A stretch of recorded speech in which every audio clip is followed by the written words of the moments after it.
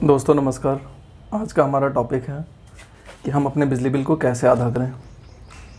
मैं आपको कुछ सिंपल टिप्स बताऊंगा, ठीक है, जिसको फॉलो करके आप अपने बिजली बिल को आधा कर सकते हैं। और इस बात की गारंटी है कि अगर आप इस पूरे टिप्स को फॉलो करते हैं तो आपके जो बिजली बिल है, महीने का जो बिल है, वो आधा हो जाएगा, ठीक है। मैं ऐसा कोई निंजा टेक्निक नहीं बताऊँगा, बहुत कुछ सिंपल टिप्स बताऊँगा जिसको आप फॉलो करके आप बिल को आधा कर सकते हैं।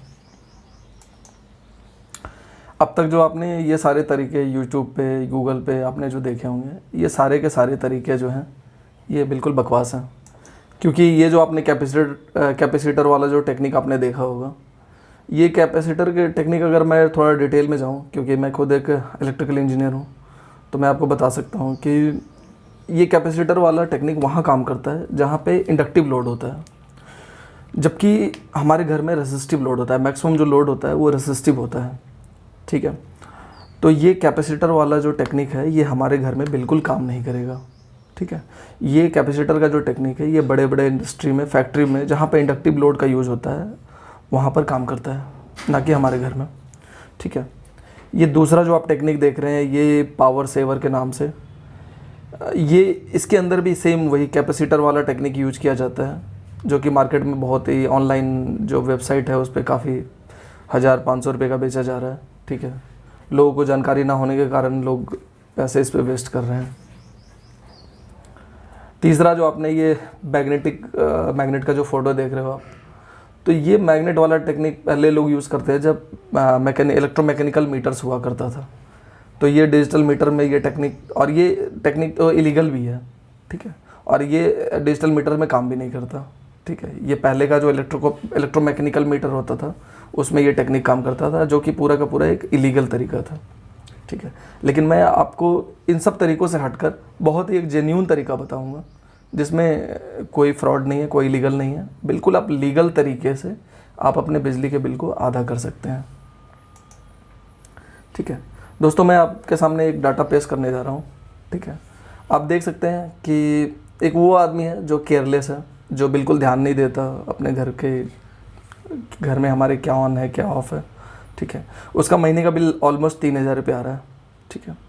जबकि एक वो घर है जिसमें लोग थोड़ा कॉन्शियस हैं बिजली बिल को बचाने को लेके, उनका बिजली का बिल जस्ट हाफ हो जा रहा है, ठीक है। तो वो कैसे आधा करना है उसके बारे में मैं आपको एक डाटा दिखाता हूँ, ठीक है। ये मैंने एक चार्ट बनाया है, और ये चार्ट मैंने खुद बैठ के पूरा कैलकुलेट करके बनाया है, ठीक है, बिल्कुल जेन्युइन तरीके से, कि हम अपने बिजली बिल को कैसे आधा कर सकते हैं। हम सब लोगों के मन में एक भ्रम होता है कि बिजली का बिल जो है वो वॉशिंग मशीन चलाने से, फ्रिज को चलाने से, समरसेबल पंप चलाने से, टीवी ज़्यादा यूज़ करने से आता है, जबकि ये एक बहुत बड़ा ही मिथ है, ठीक है। हमारा बिजली बिल का जो सबसे बड़ा जो पार्ट है जिससे के कारण हमारा बिजली बिल ज़्यादा आता है वो है हमारा सीलिंग फ़ैन, ठीक है। सीलिंग फ़ैन है जिसके कारण हमारा बिजली का बिल बहुत ही ज़्यादा आता है, ठीक है। तो मैं आगे के स्लाइड्स में आपको यही बताने वाला हूँ कि आप कैसे इन चीज़ों को मैनेज करके बिजली बिल को हाफ़ कर सकते हैं। तो दोस्तों इस डेटा को पूरा डिटेल में जानने के लिए आप बने रहिए हमारे साथ, मैं 1 बाय 1 करके आपको बताता हूँ। फर्स्ट ऑफ ऑल मैं आपको एक एलईडी बल्ब का एग्जांपल दे रहा हूँ जिसमें 10 वाट का एलईडी बल्ब है, ठीक है। मान लो सपोज़ आपके घर में 10 पीस एलईडी बल्ब लगा हुआ है, ठीक है। तो अगर आप इसको 12 घंटे डेली जलाते हो महीने के 30 दिन, तो इससे लगभग 36 यूनिट बिजली बिल उठता है, ठीक है, कंज्यूम होता है 36 यूनिट। जबकि इसी 10 वाट के 10 पीस बल्ब को अगर आप थोड़ा सा मैनेज करके, अगर इसको थोड़ा सा इस आवर्स को कम करते हैं, 12 घंटे की जगह अगर 8 घंटे अगर आप ऑन रखते हैं तो 24 यूनिट हो जाता है, ठीक है। इससे ज़्यादा प्रभाव नहीं पड़ता है, मैं आगे बताता हूँ। ये हमारा ट्यूबलाइट, पहले के जो ट्यूबलाइट्स होते थे जो फ्लोरेसेंट वाले, वो 40 वाट का हुआ करते थे, ठीक है। तो अगर आप फ्लोरेसेंट ट्यूब पुराने पैटर्न का यूज़ कर रहे हैं, अगर 4 पीस ट्यूबलाइट अगर यूज़ कर रहे हैं और 12 घंटे ऑन रखते हैं, तो 57 यूनिट आपका महीने का कंजम्पशन होता है इलेक्ट्रिसिटी, ठीक है। इसके जगह पे आजकल मार्केट में नए नए एलईडी ट्यूबलाइट्स आए हैं जो कि बहुत ही लो पावर के होते हैं, 18 वाट 20 वाट के होते हैं, ठीक है। इसको अगर आप इसमें भी थोड़ा सा अगर आप टाइम सेविंग करते हैं, ठीक है, तो ये जो आप कंजम्पशन देख रहे हैं जस्ट 1/3 हो जाता है, यानी 19 यूनिट आता है। ठीक है, तो इस जगह पे भी आप देख रहे हैं कि काफ़ी ज़्यादा डिफरेंस आ रहा है। तीसरा है नाइट बल्ब, जिसको कि हम सब आज तक बोलते आए हैं कि 0 वाट का बल्ब होता है, जबकि 0 वाट नाम की कोई चीज़ नहीं होती है दुनिया में। ठीक है, जो ये ओल्ड पैटर्न का जो आप नाइट बल्ब देखते थे वो 5 वाट का हुआ करता था। ठीक है, उस 5 वाट के बल्ब को अगर आप 7 घंटे तक ऑन रखते हैं डेली का नाइट में, तो लगभग 4.5 यूनिट बिजली बिल आपका कंज्यूम होता है। इसके जगह पे अभी नए पैटर्न में LED नाइट बल्ब आए हुए हैं मार्केट में। ठीक है, जो कि मात्र 0.5 वाट के होते हैं। इसको यूज़ करके अगर सेम आप 7 आवर्स के लिए यूज़ करते हैं तो मात्र ½ यूनिट के आसपास बिजली कंज्यूम होता है। अब मैं बताने वाला हूँ इस सीलिंग फ़ैन के बारे में। जैसा कि मैंने अभी बताया था वीडियो में आपको कि सीलिंग फ़ैन ही है जो हमारे घर के बिजली बिल को बहुत ही ज़्यादा बढ़ा देता है। ठीक है, तो आपको मैं एक डेटा दिखा रहा हूँ कि अगर आपके घर में पुराना पैटर्न का ओल्ड सीलिंग फ़ैन है, 4 सीलिंग फ़ैन अगर आप यूज़ कर रहे हैं, तो हम सब सोचते हैं कि सीलिंग फ़ैन हमारा 60 to 70 वाट लेता है, जबकि ऐसा नहीं है। पुराने सीलिंग फ़ैन 150 से 200 वाट तक कंज्यूम करते हैं। और अगर आप इन 150 से 200 वाट को अगर आप 18 घंटे तक अगर कंटिन्यूस यूज़ करते हैं दिन में 24 घंटे में, तो लगभग 324 यूनिट बिजली बिल आता है आपका। 324 यूनिट अकेले ये पंखा लेता है। ठीक है, आप समझ सकते हैं कि ये कितना मेजर पोर्शन कवर करता है इलेक्ट्रिसिटी बिल का। ठीक है, तो इसमें आपको कुछ नहीं करना, थोड़ा सा मैं सजेशन दूंगा कि कैसे आप इसको सही कर सकते हैं। आप पुराने पैटर्न के जो ओल्ड सीलिंग फ़ैन है उसको रिप्लेस कीजिए। ठीक है, सीलिंग फ़ैन बहुत ही कॉस्टली नहीं है। ठीक है, आप उसको रिप्लेस कर सकते हैं। आप अगर नया सीलिंग फ़ैन लगाते हैं तो ऑलमोस्ट 100 वाट लेता है। अब यहाँ पे आप देख रहे होंगे कि मैं इसको 18 घंटे की जगह पे 12 घंटे ऑन रख रहा हूँ। तो ऐसा कैसे कर रहा हूँ मैं? क्योंकि गर्मी है तो पंखा तो चलाना होगा। तो मैं आपको ये सजेस्ट करता हूँ कि अगर आपके घर में 4 सीलिंग फ़ैन है तो आप उसमें से कोशिश करें कि रात में तो 4 के 4 ऑन रहेंगे, लेकिन दिन के समय आप कोशिश करें कि 2 पंखे को हम ऑफ रखें। उसके जगह पे आप एयर कूलर का यूज़ कीजिए, जो कि आगे के स्लाइड में मैं बताऊंगा कि एयर कूलर को आप ज़्यादा ऑन रखिए। और कोशिश कीजिए कि घर के लोग ज़्यादा से ज़्यादा इकट्ठे बैठे, दिन के समय इकट्ठे बैठे, जो आपका हॉल वगैरह होता है उसमें इकट्ठे बैठे। ठीक है, तो अगर आप छोटा सा अगर यहाँ पे आप एफर्ट लगाते हैं कि अगर ओल्ड सीलिंग फ़ैन की जगह अगर न्यू सीलिंग फ़ैन लेते हैं और 18 घंटे की जगह अगर 12 घंटा ऑन रखते हैं, 12 घंटा मैंने एक एवरेज निकाला है चारों पंखे का, तो आपका जो इलेक्ट्रिसिटी बिल है आप देखते हैं कितना बड़ा ड्रास्टिक चेंजेस आता है इसमें। ये 144 यूनिट हो जाता है। ठीक है, तो आप यहाँ से समझ पा रहे होंगे कि हमारे घर का बिजली बिल बढ़ाने में के पीछे कौन जिम्मेदार है। ये देखिए, आप मैं जो एयर कूलर के बारे में आपको बता रहा था, एयर कूलर में भी आप अगर लोकल कूलर यूज़ करते हैं जो आप लोकल मार्केट में देखते होंगे, उसमें नॉर्मल मोटर्स जो यूज़ किए जाते हैं वो लगभग 250 वाट के मोटर होते हैं। ठीक है, तो अगर आप उसको 10 घंटे तक ऑन रखते हैं तो 75 यूनिट बिजली बिल आती है। ठीक है, उसके जगह पे अगर स्टैंडर्ड ब्रांडेड अगर कूलर यूज़ करते हैं तो जिसमें जो मोटर लगे रहते हैं वो इफ़िशेंट होते हैं। ठीक है, जो कि ऑलमोस्ट 100 to 125 वाट के होते हैं। ठीक है, यहाँ पे आप देख रहे होंगे कि मैंने इस कूलर को 10 घंटे की जगह पे 15 घंटे चलाया है। ऐसा मैंने इसलिए किया है कि दोस्तों, मैंने अभी आपको बताया था कि आप सीलिंग फ़ैन को 18 घंटे ना चलाकर 12 घंटे चलाइए। ठीक है, उसके जगह पे आप एयर कूलर को ज़्यादा यूज़ कीजिए, ताकि एयर कूलर क्या है कि ज़्यादा एरिया कवर करता है। आप इसको हॉल वगैरह में अगर ऑन रखेंगे तो वहाँ पे इकट्ठे 7-8 लोग बैठ सकते हैं। ठीक है, तो इसमें देख रहे हैं कि आप एयर कूलर को अगर आप यूज़ करते हैं ब्रांडेड एयर कूलर, तो उससे लगभग 56 यूनिट आपका बिजली बिल आता है।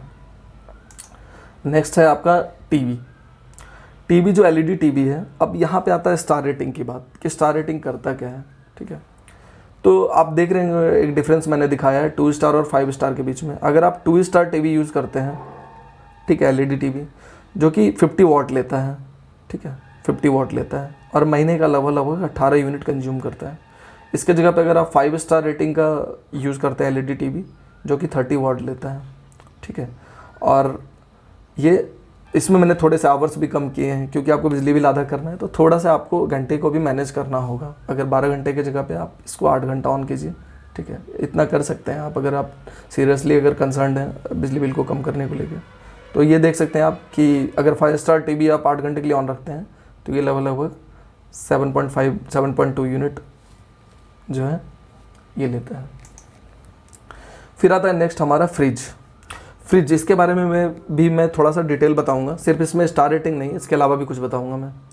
एक तो स्टार रेटिंग आप देख रहे हैं कि अगर 2 स्टार अगर फ्रिज यूज़ करते हैं तो जो वो लगभग 150 वाट लेता है, और 8 घंटे अगर ऑन रखते हैं तो वो लगभग 36 यूनिट कंज्यूम करता है।